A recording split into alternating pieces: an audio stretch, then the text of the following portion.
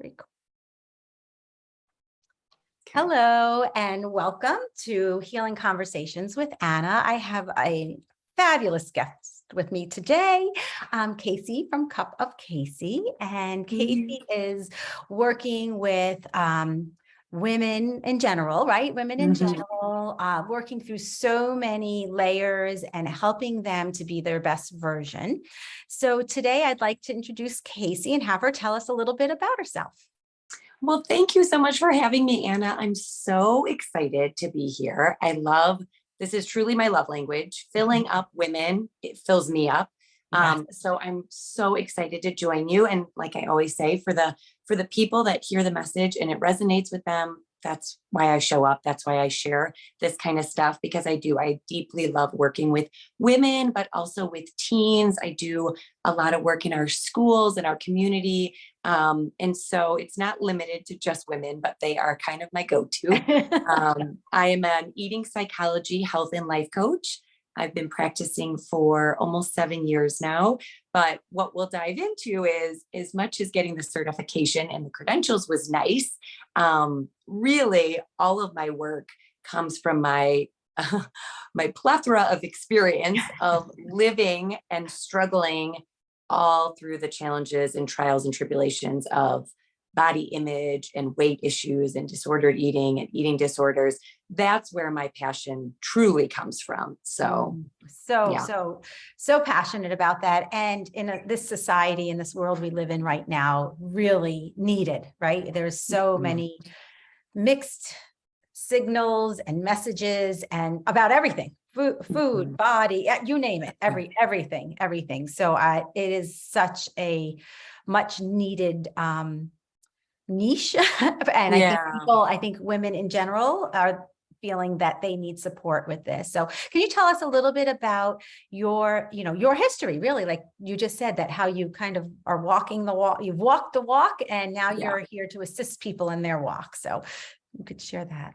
I will. Okay. I'm going to take you back then, if that's okay. All right. Yeah. Feel free to interject any questions or things that land with you, or any questions you think potential, your audience members might have. Okay. But for me, it goes back to my littlest self. I think some of my earliest memories was me struggling with food and wishing and wanting and praying to be thin. So starting off, I'm the youngest of 3 girls. I have 2 older sisters, and they are just beautiful. They are beautiful now, as beautiful as they were then. They are also stick thin now, at almost 50 and 45 years old, as they were when they were little, just petite women. I like to say I came out of the womb with curves, because I just did. I was the baby of the family. I came out roly-poly, rolls for days, chubby, as happy as can be. Okay. So just to paint the picture, I just was different from the get-go. They were these long, lanky babies, off the charts for like length and underweight and all the things. We were completely opposite on all of those little growth charts. But probably my earliest memory, because I was your typical 3rd child, the baby of the family. I like to say I was really delightful. I was carefree. Of course you were. Of course you were. I was everybody's favorite. I can say that now, but no. So I was a very easygoing kid, and just got kind of roped up in whatever activities they were doing. My older sisters are 5 and almost 7 years older than me. Yeah. So So the age gap was significant at that time, right? So probably I would guess around 5, 6 years old when I started being attuned to the fact that I just didn't look like my sisters. And it wasn't really my awareness, because to me, they were just my sisters. And of course, you hope at 5 and 6 years old, you're not really body conscious. But I think I picked that up from our community and the outside world at how they saw me as a Garrigan girl, because I had these 2 older sisters that went through our elementary school and had similar teachers and the same principal. And then here was Casey getting there 5 years later. And it was like, oh, you're a Garrigan girl. And I could just see, nobody had to say, oh, you're short and chubby. You're not like that, or, oh my gosh, you're not good in gym class. You're like, you're really slow and you can't do any chin-ups or pull-ups either, or flexed arm hang for that matter. So nobody needed to say that, but I saw it.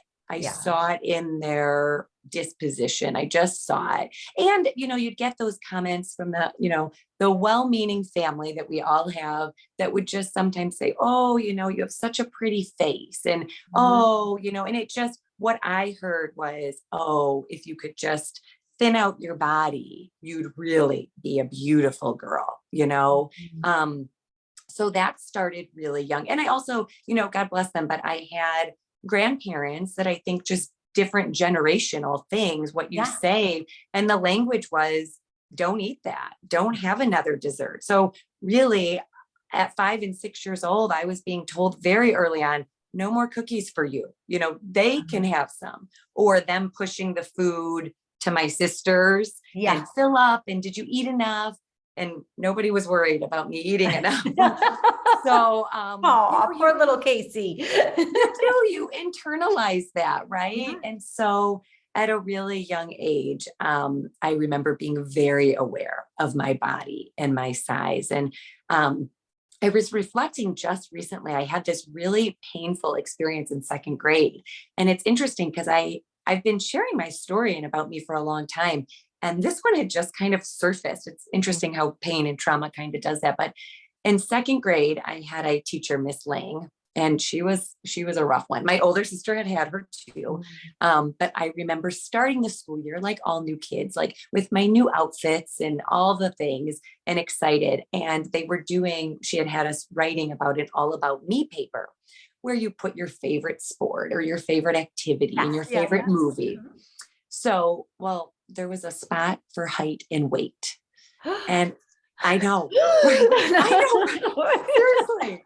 I gasped thinking about it, because I hope we've come far enough in our educational system that would never be okay. But, and I remember it wasn't just put down what you think. She had a scale, a real scale.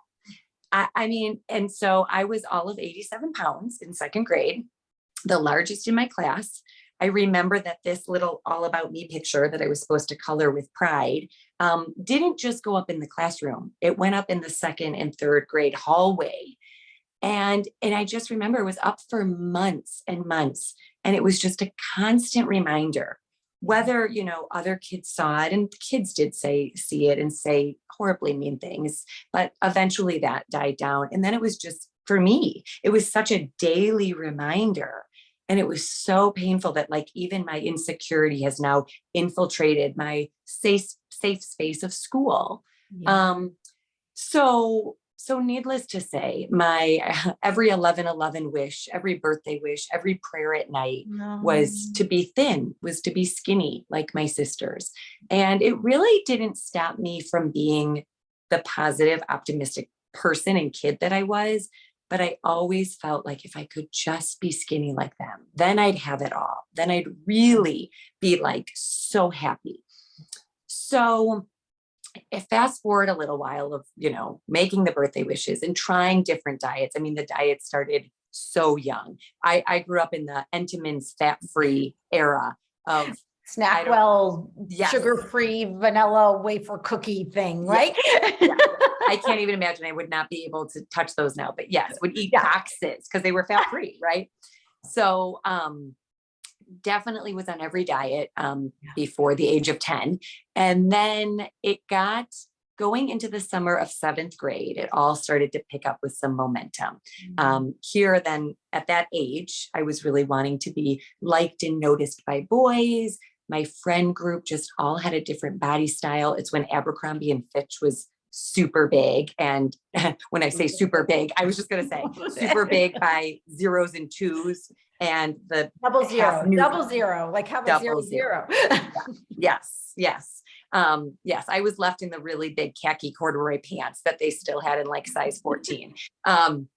So I remember the summer of going into 7th grade, and it started once again with a diet, but a more diligent diet, a diet that I was tracking. I was writing things down. Bless my parents. I'm so grateful to say that it had never come from my parents. They were always just loving and supportive and just trying to help me to find clothes that I felt comfortable in and confident in. But they did also support me in trying to lose weight, which I don't hold against them at all, because they saw this craving in me, this desire. So I was a swimmer and I was on the swim team. And at that time, we were having 2 practices a day, in the morning and at night. So a lot of strenuous activity. And I don't know at what point of the summer that diet that I had started so gently and in control, as the summer went on, the diet turned and took more and more control of me. And to the point where I started lying to everyone about who I saw, when I ate, why I couldn't go out with people. So I went from being this very bubbly. Oh, hold on one second. Your voice cut out. Oh, there you go. Okay, you're back. Go ahead. Oh, no voice. Now try again. No. I'm going to pause. Can you hear me now? Yes, I can. Good. There we are. Okay. I'm so glad. I don't know what happened there. Sometimes that happens. Yes. Okay. I'm so glad I said something. Anyway, go ahead. Me too. So, you got to the point where the diet was taking kind of control over you, and it had a life of its own. That's kind of where Yes. And I was unrecognizable to myself. I really was. Everything that used to bring me joy no longer did. I was obsessed with weighing myself hourly. It dictated how I felt, if I was having a good day. It dictated what I could, what I was going to do that day. I was constantly feeling weak and lethargic. I remember kind of my food for the day was making one small potato after swim practice, and then cooking it and then cutting it up. And just even, it's interesting because I don't know why or what the science is behind it, but I would cut it in the tiniest little pieces to make this little potato take so long to eat. And and that was really the only food I allowed myself to have. Of course, unless I was binging, because your body can only restrict like that for so long. Yeah. So then the binges would just have its own horrible life of its own, where I would just feel just nauseous and sick for days because of the aftermath. Yeah. And I remember at that time, the only thing that brought me joy that I would do is I would go up in my sister's closets, who were now in later high school and one going off to college, and I would try on their homecoming dresses and their turnabout dresses and their prom dresses. And even at the much younger age that I was, with the gap being 5 and 7 years, I had never fit into their clothes. There were never hand-me-downs, even though I would look at them when they were teenagers and I would think, oh, I would love to wear that. But I was never able to fit into their clothes. And these dresses finally fit me. And so at first I could, barely zip it up. And then I would, try it on a couple weeks later, and it would, it would fit, and it looked It was like so validating. pretty. It was like it was like a reward. It was.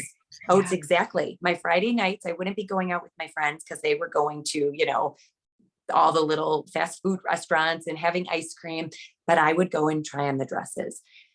And I remember it got really real when one night I went in there and I pulled out the dresses like I did for a pick-me-up, like for my reward for suffering and starving all week long. And I tried them on and they just fell off me. They were just so big. I remember it was the strapless dress era. And so they had all these strapless dresses that were beautiful, and they wouldn't even stay up. There was nothing. It just fell off of me. And I remember just starting to cry, like uncontrollably cry, because I just remember thinking, when is this going to be fun? When is this going to be worth it? I am so miserable. All I've ever wanted is to fit into these clothes, to have the body like them, to get the validation from others, which of course it came. And I was still so miserable. I had never been more miserable. I was so sad. And so thank God we're watching Oprah. I live right outside of Chicago, so Oprah's a real big deal, probably for everyone. But We're going to give a shout out to Oprah. Maybe she'll listen to us. Yes. Oprah was, instrumental in my healing, because I got home from morning swim practice and she was on at 9 a.m. And I'm sitting there watching this Oprah show with my mom, and it was on eating disorders and anorexia. And, I always say that those that are closest to someone that has an eating disorder, there's no shame or guilt or blame, because you just don't see it. The closest you are to someone, one, I was a really good liar, really good. I don't even know how, but I was. Good poker face, huh? I was. I had stories for days. I had cramps. I was full. I was all the things. So we're watching this Oprah show, but I know also at the same time, my mom couldn't place it, but she knew something was off. She knew my sparkle was dim, real dim. And I knew it too, but I also didn't know what, right? And I just couldn't, I was confused because I had gotten so much validation for looking so beautiful, losing all this weight, how amazing. And then yet I was so sad and so miserable. So we're watching this show and it is describing me to a T. I mean, every little mannerism and behavior and just characteristic. I'm just sitting there like, oh my gosh, she's telling my story. This anorexic woman that looks like something serious is going to happen to her is telling my story. And I know that my mom was putting the puzzle pieces together as well. And so at the end of the show, without us saying anything, I always say, God bless that Oprah. She never leaves you hanging. And so there was a call to action. There was, if you know anyone who's struggling with an eating disorder, call this number and reach out. Chills. All right, go ahead. I know, me too, because I don't know where I would be without that, honestly. Yeah. So it was a place, it was a facility, actually not far from our house because we were right outside of Chicago. And as soon as the show ended, my mom looked at me and said, I think we should call that place. It was like no other words needed to be shared, right? It was eerily scary about the gravity of what they were talking about and the profound effect it has on your health. So I agreed. I thought that was a good idea. So she calls, she makes an appointment. I get in a couple of weeks later. And I remember being very scared as a kid, going to are they going to what are they going to know all my secrets? Am I going to be outed? What's going to happen here? And do I have that? Yeah. The fear around that. I could imagine, right? Yeah. Mm-hmm. And so we go, it's a full day of appointments and blood work and, medical appointments and psychological appointments and all the things. And so I'd been there for hours and we're getting ready and we're packing up to leave. And I'll never forget, one of the clinicians coming in very abruptly and saying time out, you cannot leave. Cheryl, my mom's name is Cheryl. Cheryl, you need to admit your daughter to stay with us. And we were like, what? That was never on the radar. I had brought no clothes. We were an hour from home. And she's like, her resting heart rate, my labs and electrolytes and everything was way off.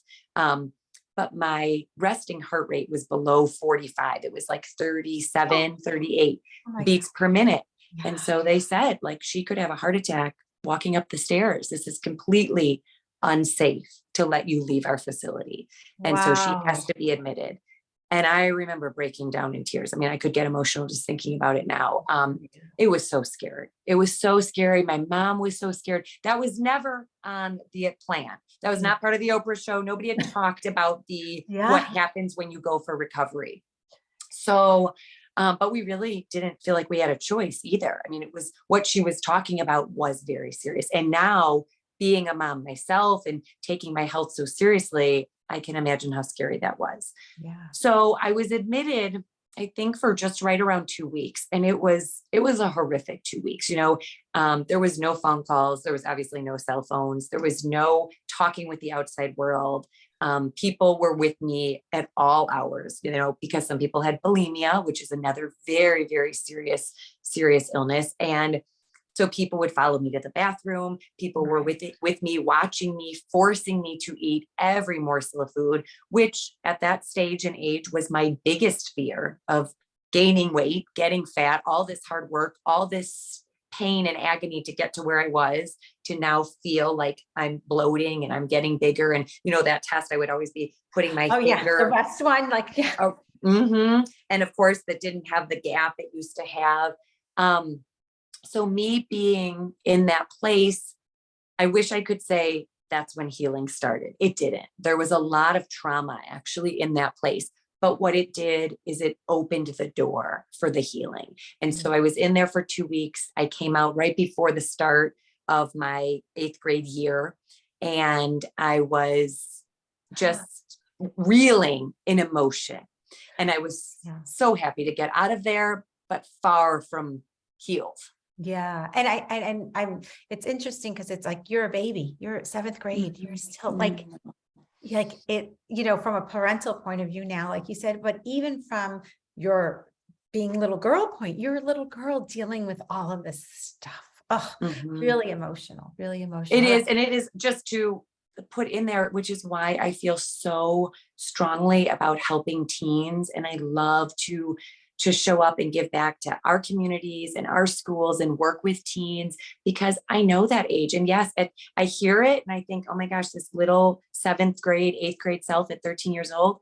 But it was very real, very real. And we think, oh, they're protected. They're just a kid. They don't really go through those emotions. Oh, no, we do. They are. And it was a very painful time. And so going into that school year, my mom was committed to my healing journey, as to I was too. And she found a great therapist that specialized in eating disorder downtown Chicago. And every Friday, she would pick me up at school early. We would take the train downtown. And over the course of that year, that's when the healing happened slowly. And for those that need to hear this, I think that we just think it's going to happen quicker. We think we're going to read a book and we're going to just put all the puzzle pieces together, or we're going to get ourselves a coach or a therapist and we're going to be set straight.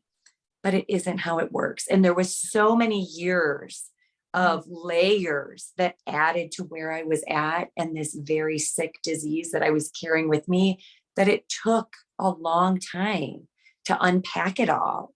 And, I slowly but surely gained weight back, which I needed, but then I continued to put on weight, which I was okay with, because I had now had that experience of like, I know what it feels like to be really, really skinny and starving myself for that weight. And I had never been more sad and miserable. So it happened slowly. The journey evolved as it was supposed to. I learned so much stuff that I'm so grateful that I learned even at a younger age, because I took it into my high school years and I needed to draw upon it, my college years. And now in the profession that I'm in, I'm always using that experience. And it's a really good thing that I did that healing then, because as I was coming up then to my 8th grade graduation, I had some really painful experiences happen.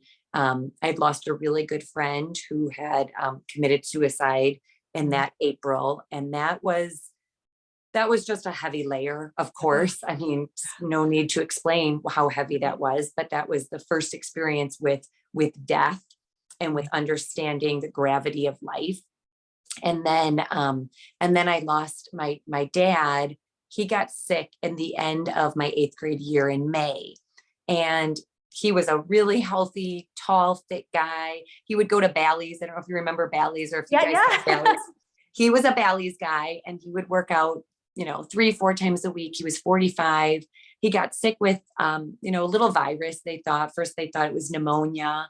He had a cough. Then they thought it was maybe TB. It took a couple weeks to get the test figured out. It ended up being stage 4 lung cancer. And it was so unexpected, because he hadn't smoked since before I was born. And so I didn't know him, as that wasn't on our radar of things to worry about. And my dad was my person. Like he was my person. He was just a lovely, lovely guy. And I always jokingly say that he had my 2 older sisters, who he was, of course, very close with as well. But I always say that I was the surprise baby that wasn't planned for. And I say that he didn't get his boy, but he was like, hey, I'm going to like this one. I'm going to really have a lot of fun with, because we were just really, really tight. And he was such a good girl dad. So they treated him very, very aggressively that summer, but it was such an aggressive stage that it was at. And even with all the treatments, after only 13 weeks of battling that, he died my first day of freshman year of high school. And so it was between the full year of, starting the eating disorder and having that journey, and then trying to make sense and heal, and then being thrown into my dad being sick. It was a very heavy, heavy junior high teenage season. Yeah. And, I look back on it, I have such great compassion for myself. Because I can't even fathom. It's a parent's worst nightmare to think that your kid is going to go through something like that. But I'm so grateful to say that where I'm at now, it changed my life for the better. Though I would do anything to have him back, and if not had that happen, I remember very, very diligently and intentionally in high school, after grieving so heavy and feeling such sadness, I remember him saying to me over and over again in that summer of those 13 weeks, Casey, it doesn't matter if you live to be 45 or 85. The difference is the blink of an eye. What matters is how you live your life. And please go live your life. Please go live your life. Oh, And what a gift. He gave you such an incredible gift. Oh, I mean, I'm thinking of all that happened, in that short amount of time for any person, right? And then somebody who's coming off of a severe eating disorder who's in all kinds of treatment, right? And treatments and getting better. But then again, looking at it like, wow, thank God all of those foundational pieces were put in already. I mean, you had so much to draw off of as you were going through even more, right? You would have thought the eating, right, was enough, right? Yes. The eating disability was enough. And then it's the next thing and the next thing, and how you were able to get tools to really go through it. And then the ultimate gift that your dad gave you, right? It was. And I so needed to constantly be recalling that, because though he had repeated it all summer long, and I don't think I even understood the gravity of what was happening in such a short amount of time, or that we were so close to death. Nobody can even, I just couldn't comprehend that. And so after he passed, there was heavy, heavy grieving and heavy sadness, but I just heard and felt his voice and his vibration of like wanting me to live our one precious life. And I am so grateful, because I've been able, life is not perfect and rainbows and unicorns at all times, but I really do embody that life each day is a gift. And my spectrum, or my, recollection of how your day is going, is if you haven't gotten a call that someone you love has a terminal illness or has been killed in a car accident, because I've had both, and they change your life forever. And you're having a pretty damn good day. And so, that perspective, I would never, it's such a gift to live my life with that. And it has helped me in so many ways to pay it forward, to be able to sit with people in their pain, in their struggle, in their fear, in the heaviness, because it doesn't diminish or deplenish how heavy life is. I do understand the gravity of heavy, and really the only way to move through it is to truly move through it, is just to be in the pit and in the sand, one foot in front of the other, 4 steps forward, 5 steps back.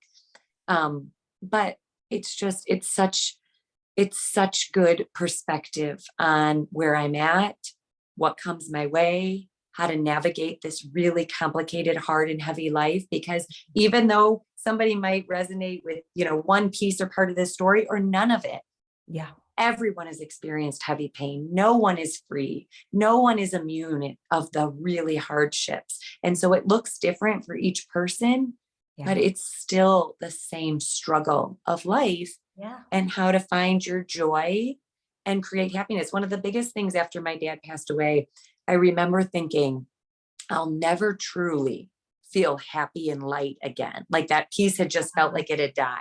Yeah. And with him. And I remember thinking like, okay, I'll figure this out. I'll make the most of it. Like I'll still have joyful things, but I'll never have that lightness. I'll never have that full energetic excitement for life. Yes. Yeah. Yeah. And I'm so grateful that, thank God, in time and healing and getting help and getting, therapy and working through, Yeah. you do. And I'm so grateful to know you do. Yeah. And so as you continue, I have continued to be hit with hardships and challenges and pain. But Yeah. I do have that reference. And, sometimes I think the biggest fear for kids and teens Yep. is that when they feel really hard and heavy in a moment in their life, they don't have the reference or the experience to know this will pass. Nothing is permanent.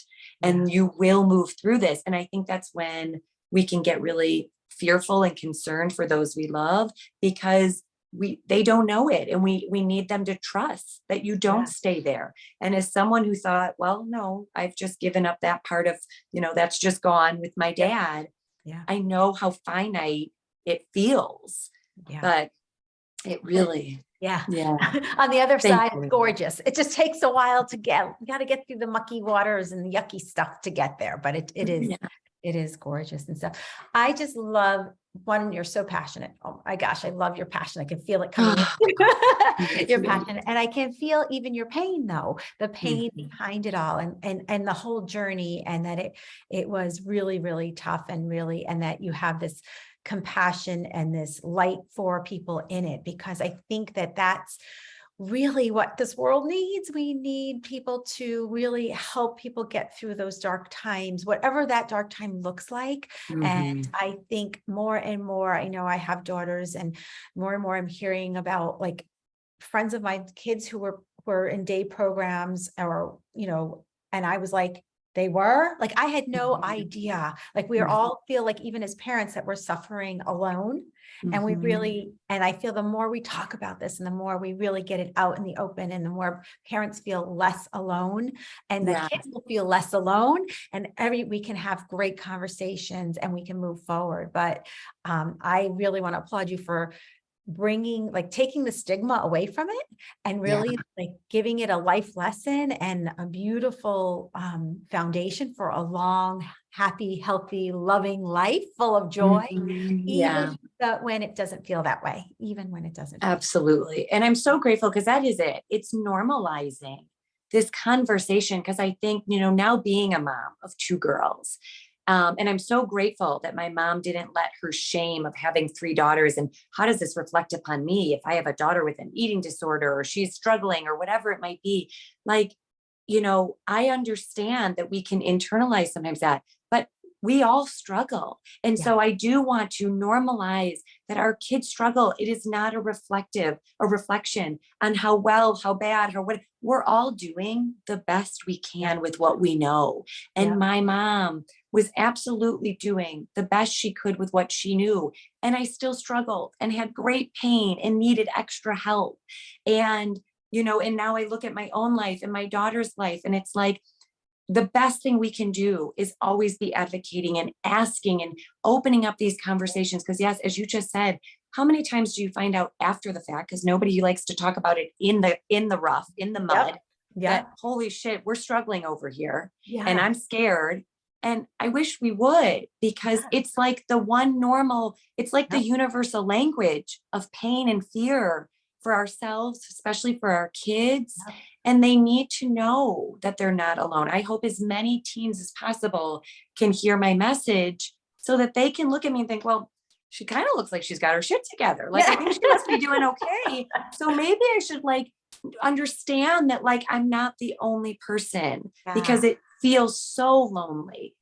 And I feel like I do see a little bit of a shift, which is making me happy, and that the stigma of actually getting support is less of a stigma. I mean, it's still, there's still a lot of shame and guilt and whatever all around that stuff that that's a whole nother conversation. But that I do feel that the gift we've given our younger generation is seek help. Don't keep it in.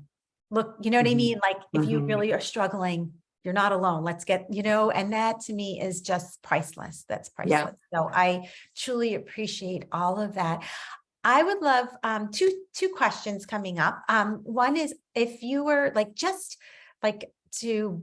somebody's listening to this, they're either suspecting that they either have an eating disorder or somebody they love is having an eating disorder, what would be what you would suggest, like a first step, or for like a little bit of nugget, like to help them take that next step?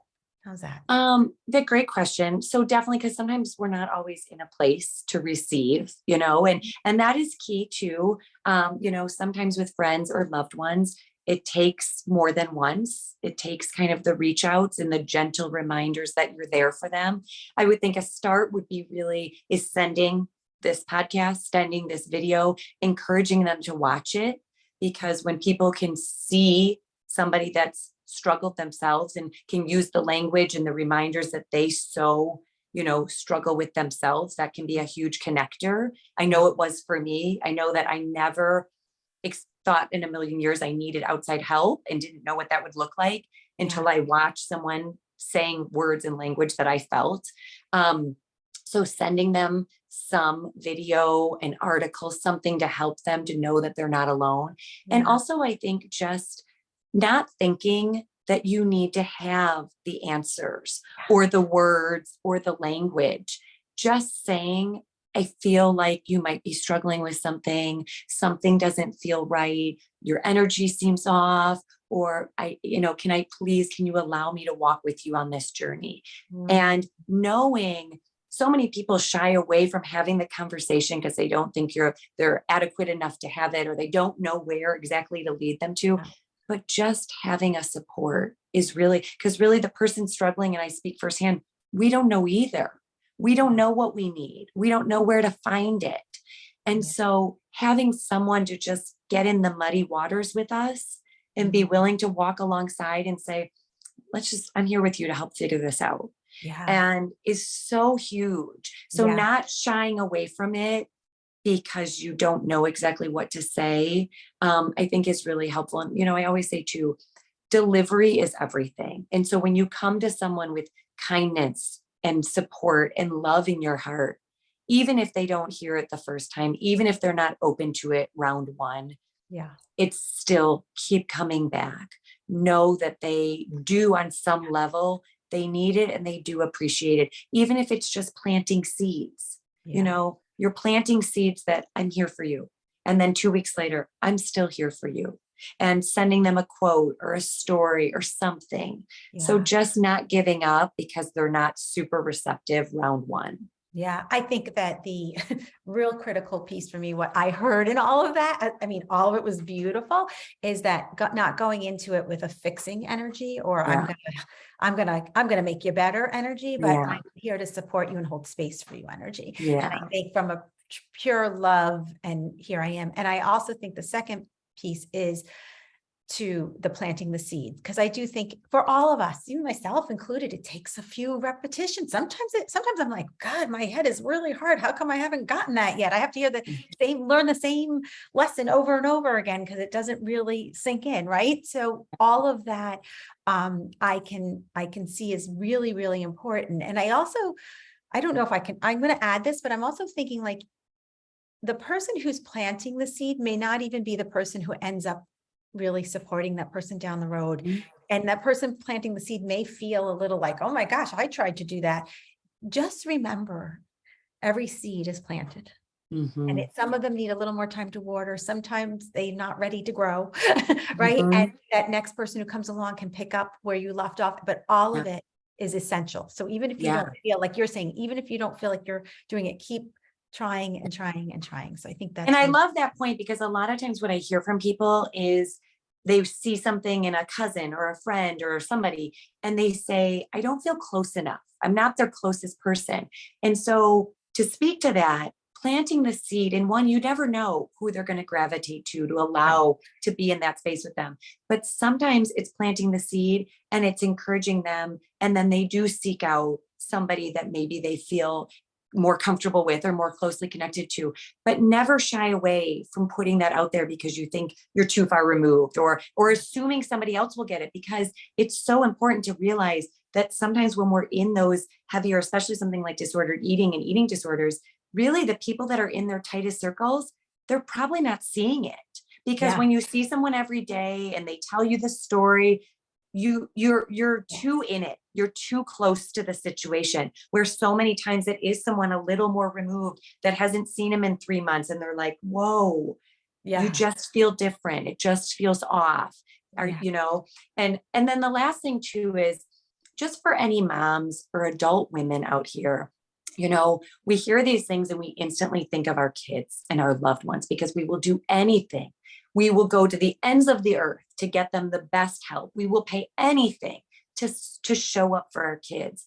And so many times we don't even hear it for ourselves. Yeah. We don't think we're worthy of the same support and compassion and community. Yeah. And so if there's one other takeaway I really want to put out there, is I see the beautiful way that parents want to do better and be more supportive and let their kids have more than they had, in that kind of sense. Yeah. But you really need to be your own greatest advocate. And it's role modeling to them too. You need to support yourself and be your strongest, best self. And if you're needing help, please get it.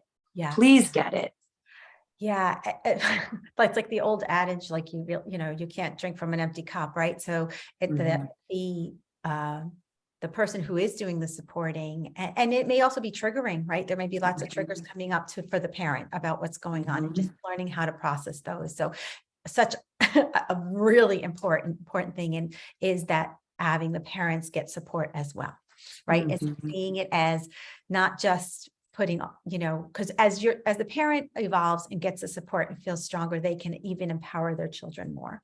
So Absolutely. I think that that's really, obviously really, really, this is also critical, but that's really like a very critical point, because often you're right. We do forget, as parents, we just keep giving and giving and giving to our children, and we don't always allow ourselves to receive what we require. So yes. Yeah. We really do put ourselves sometimes at the bottom, and it's all the time. I did. Yeah. That was historical. That's a whole nother story. Yeah. Oh, wow. I just love this. So Casey, if people are listening and really this resonates with them, this story resonates with them, and they just feeling the need to, take the next step, or just reach out just to get some kind of either validation or guidance, how can they contact you and have this beautiful, it may be a one-time shot deal. It may be right. It can be anything. It can be the gamut. Yeah. What's the best way for them to kind of find out about Thank you for asking. They can, and absolutely, they can find me. I'm on Instagram at Cup of Casey, CUPOFCASCY. So just like it sounds, you can find me on Facebook at Casey Schmidt.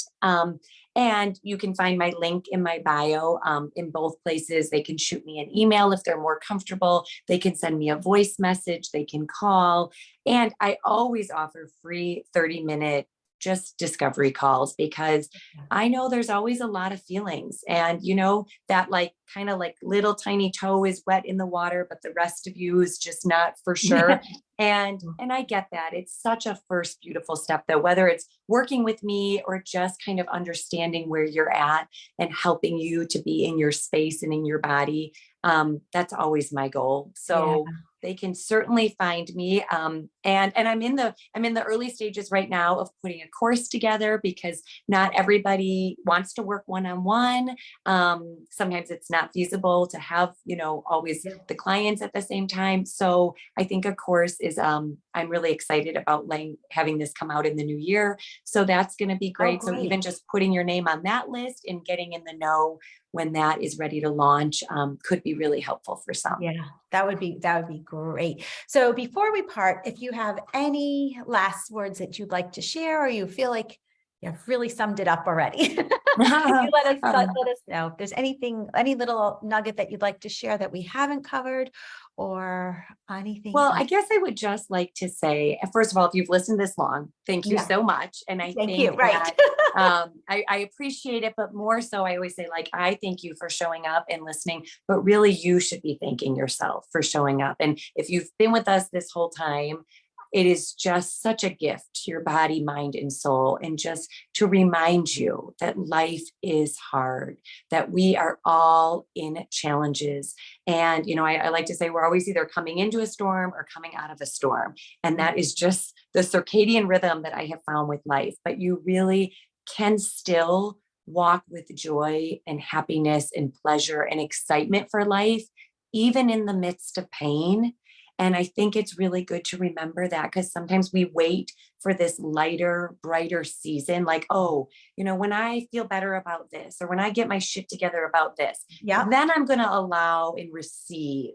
Yeah. And the truth is, we need to allow and receive the goodness and the support through all of it. We can't be waiting for things to get better, or for the time to be all of a sudden, everything to part and somebody to come and say, now's your time. We have to make the time to support ourselves and receive it. And so, just a gentle reminder that if you're with us this long, everybody could use some extra support and some filling up, whether that's through me or just getting some more resources, following more people that fill you up, like taking yourself as your best investment and pouring into yourself. You can really show up so much better for everyone, and you're worthy of it. You deserve it.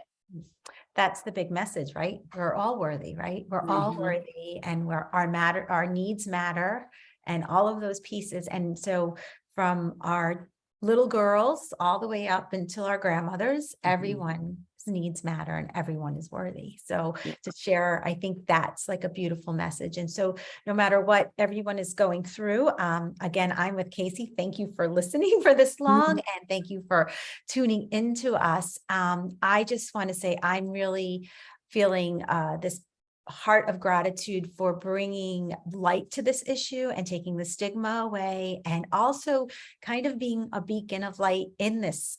I would say, I don't want to say crusades comes to my mind, or just guiding people through this very mucky water that I do feel is fairly rampant in our society of social media and filters and morphing bodies and Spanx and all of these things. So I really do applaud you for being so courageous in sharing your story with us. And so if anybody would like to work with Casey, reach out to her through Cup of Casey. She said on Instagram.